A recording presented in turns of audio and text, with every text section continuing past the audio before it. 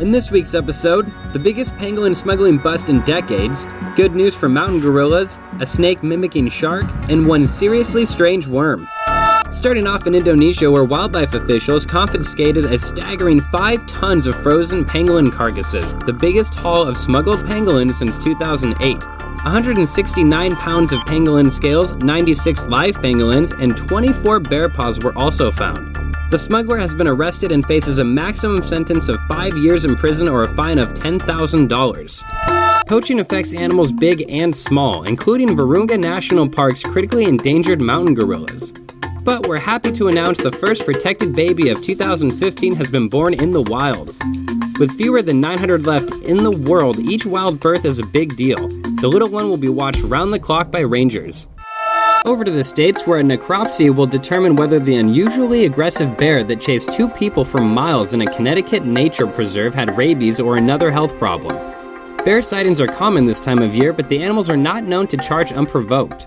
In more bear news, seeking to reverse a ruling that threw out critical habitat protections for polar bears, the Obama administration has once again attempted to list large swaths of the Arctic for conservation. We'll be updating you as the story unfolds, so stay tuned. Diving into ocean news, we all know that echinoderms like sea stars and urchins walk on suction cup feet, right? Well, as it turns out, we've been wrong all along. New research from Belgium shows the secret to the animal's ability to cling to rocks is actually a glue-like adhesive, no suction at all.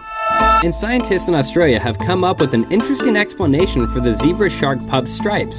They think the young sharks mimic the appearance of venomous sea snakes. If this is true, it would be one of the few examples of mimicry in sharks.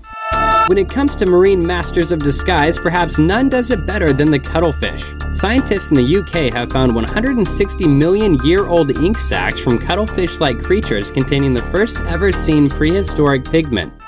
We've got a happy first for you this week.